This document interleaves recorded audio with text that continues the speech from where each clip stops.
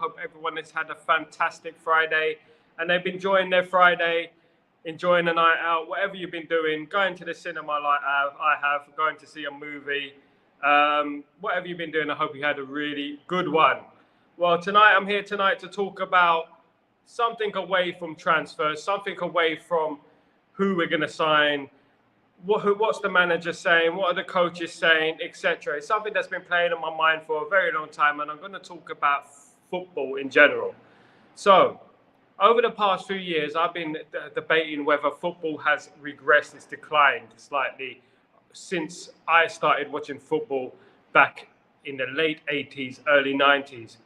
I believe that the talent pool of football has declined immensely, and it's more about athleticism rather than actual skill and ability, being original.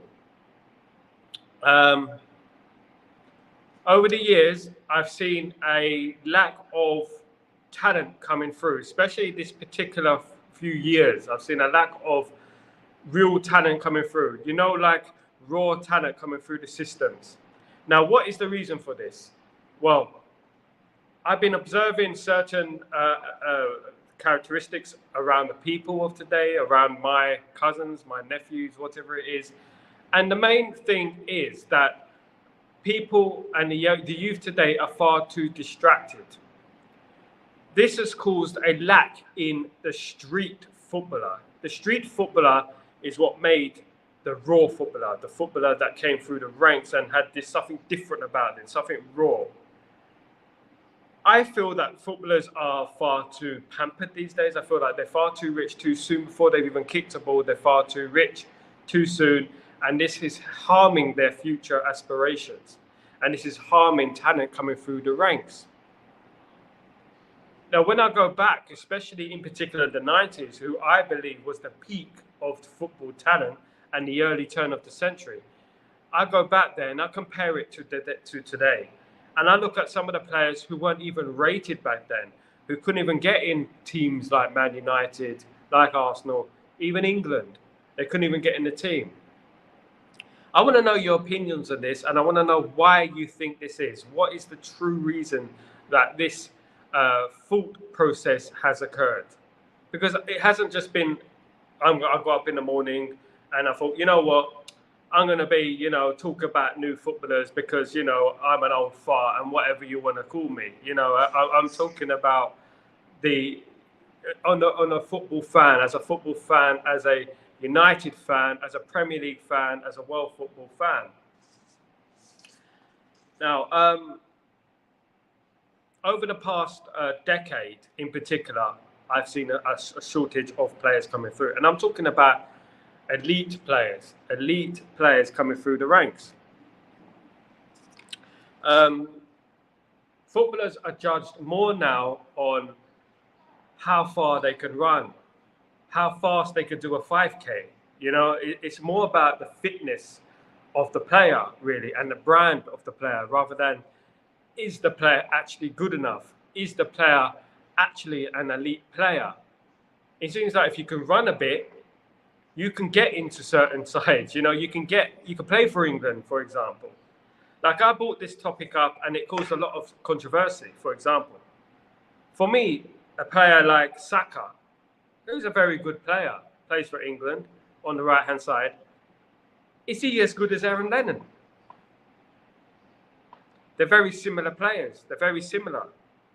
But one is ranked incredibly higher and one is ranked like an average sort of decent footballer, had a decent career, journeyman. What's the difference between those players? What would you class as the main difference between those players? Because for me, there's not a huge amount of difference. There isn't.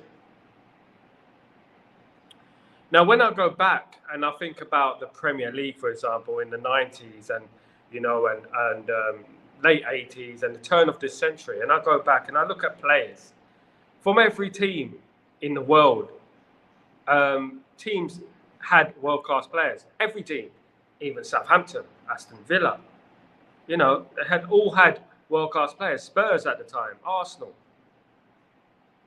Now I encourage you to ask me, who do you think to tell me more, like to suggest, who do you think would get into an elite, a peak Manchester United side of the 90s, or a peak Arsenal side of the early turn of this century in the late 90s? Or let's say even an Inter Milan, an AC Milan, a Barcelona, a Real Madrid. Who would get into those teams from this period? And I'm talking real talk here. Let's think about attackers. Let's just think about attackers for a change, right? Romario, Batistuta, Rivaldo, Shearer, Cole, Fowler, Baggio, Del Piero, Henry, Bergkamp, Rivaldo, Hughes. They're just a few players I wrote down off the top of my head. Each one of those strikers is better than what we are producing today. And I know I'm not talking about Lionel Messi, and I'm not talking about Cristiano Ronaldo, of course, because they're coming to the end of their careers. I'm talking about on this day and age. Who touches these players? When I think of England, and I think of players like Steve Bruce, Gary Pallister, Matthew Le Tissier, Chris Sutton, Andy Cole. These players couldn't even get in the England side. Robbie Fowler. They couldn't get in the England side. Nowadays, these players that we're talking about would be heralded as some sort of gods these days because of their talent. But why are they more talented? Why are they better than what we have today? Well, it's a simple thing. We've been blessed to have technology such as social media, such as AI and things like that, which help our lives immensely, and we're very grateful for that now. But when I was raised, I came from a generation where we didn't have mobile phones, we didn't have anything until the 90s. So I've seen it from nothing to something now, so I can make a judgment on what it actually is. Kids these days are too interested on their phones, on the social media side of things, and they're on their Facebooks, on their Instagrams, on their YouTubes, on their TikToks. When I was younger, we didn't have that. So we thought, you know what, let's go and play football with our mates.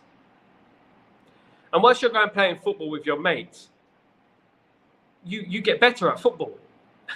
And that's it. And then you end up joining the Sunday League team. And then one thing leads to another, and you end up becoming a footballer.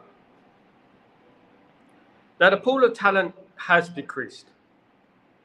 And that's probably why leagues are more competitive these days. Because even the smaller teams, as opposed to the big teams, talent isn't much different. The talent is almost the same. You have small details that make certain players better than other players, but nothing like it used to be, where it used to be elite. It used to be like you were either there or you were there, you know? Nowadays, every single team has similar players. It's not like it's a huge difference between anything. That's why, for example, in the Euros, Georgia could beat Portugal, for example. That's why teams are not winning 8-9-0 these days. You know, it's not happening now in regards to the smaller teams in the FA Cup. It's like United would struggle against Newport County. It's the things like that that you think, you know what, there's not much difference. Players know now about technical ability, about looking after themselves, about keeping themselves neutralized and things like that. That's the main issue here. Back in the 90s, there was, we had players who would play 60, 70 games a season. You wouldn't see them get injured. You know, we see players who play for their whole careers without getting injured. Yet we believe that the players of today are fitter, they're more athletes, blah, blah, blah. Maybe they are more of an athlete than a footballer. But fitter, I don't think so. I think players back then ran a lot more. They ran a lot more, and they wore their heart on their sleeve, and they didn't miss games through small injuries, example. Modern football has changed, of course. And I believe it has been for the last 15 or so years. When you look at the teams that didn't win the Premier League, I mean, Liverpool, for example, Mascherano, Alonso, Gerrard, Torres, they didn't have none. They didn't win the league, did they? You know, they couldn't even come. They came close, but they couldn't win the league. Those players there in that side would challenge for the league title today. It would challenge for the league title today. 100%. As much as I hate to say it, it would challenge for the league title today.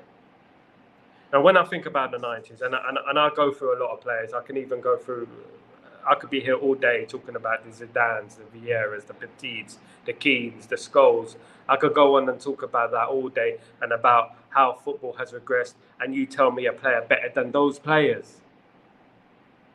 I'm waiting, and I want to know why you think they are better. And if you agree with me, why do you think it is? What do you think is the real story behind it? Because when I see like United linked to certain players, like over the past few weeks, we've been linked to certain transfers, linked to certain players, you know, and we're excited about those certain players. But when you actually deep it and you have to look at a player and you think, do you know what? That guy's not even as good as Karol Poborski. I'm talking on a real level here. You know, that player won't even be as good as let me give you an example. Like I said, Pellistri wasn't even as good as Chadwick. And I stand by that. Chadwick's a better player than Pellistri. I stand by that to this day. And Chadwick, he was mocked for many years. There's players like David May, you know, and Wes Brown and John O'Shea and Darren Fletcher. Better than what we have today. But a majority, definitely. It's not only about the talent, it was about the mentality of players. It's not only about stat padding, which we do a lot today. We do a lot of stat padding in football. A lot of stat padding. He scored 40 goals. He scored 45 goals in the season and 20 assists. This is where we're making a mistake. Maguire has scored more goals for England than Jack Grealish. We can go over the top with stat padding here. When I was younger, it was okay to score 15 to 20 goals in a season. Many great strikers did. The Dwight Yorks of this world scored 15, 20 goals a season. Solskjaer, 15, 20 goals a season. Sometimes over 20. Yeah. But it wasn't just about how many goals they scored. It wasn't just about stat padding. It was more about their impact on the actual team. Do you know what I mean? The actual impact on the team as a whole. The shape of the team. The control. The consistency. The positioning. It was about that. It wasn't just about, oh, he scored 45 goals and I'll stay up front and I'll just do a couple of tap-ins. There were many players like that in the 90s. Of course there was. There were many players who stat padded their way through their careers.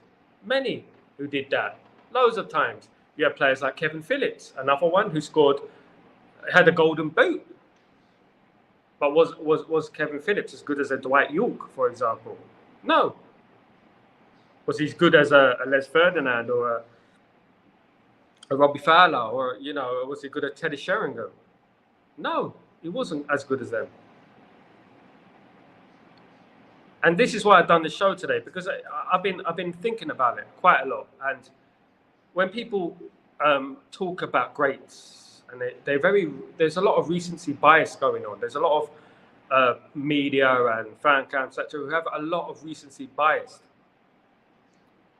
Like, for example, in the greatest of all time players, I never see players like Rivaldo mentioned. Never. You never see players like Raul mentioned. You never see it. Zamorano, Zanetti, you never see it. Because it's a recency bias, and they believe that today is the level of football you should be, when I don't think it is. I think football needs improvement all round the scope. Footballers lack discipline these days. Footballers are more self-entitled these days.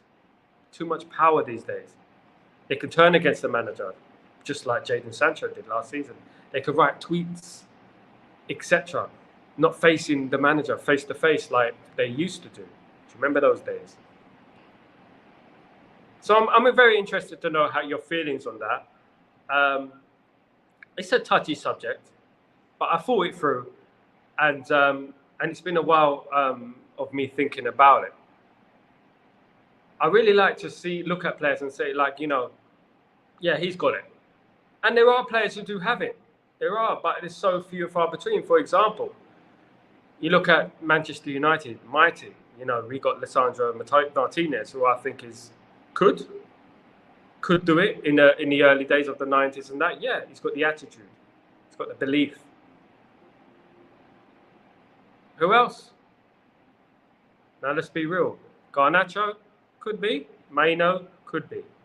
Remains to be seen. Still very young, and we have to give them a chance. Will they develop? Will they develop and improve? We hope so. We hope that fame and money doesn't change them, just like any other player. That's what we hope. There's a huge difference between a player who played in the streets of Marseille and a player who's pampered at the age of 10, getting first-class flights all around the world at the age of 15. There's a big difference between that and playing in the streets at the age of 15, hoping that a scout picks you up. You cannot manipulate YouTube and put clips of you on YouTube and manipulate that. Even use AI to make it look better, if you like. It's completely changed. And I'd like to know your opinions. Please subscribe to the channel. Drop a like. Please, we're on a quest to get 5,000 subscribers. We want to get that as soon as possible. Everyone who joins the channel, you are part of the family of this channel, and we will progress together, and we will build together, and we will build our own empire on this channel. You will be part of this channel. So please subscribe, like, and spread it around. Let me know what you think. Give me examples. Give me an argument. Contradict me. That's what I want. Take it easy, guys. I hope to see you guys soon. I'll be back for the watch-alongs tomorrow. It'll be Italy, Switzerland, Germany, Denmark tomorrow. Big games. All the best, guys. Peace.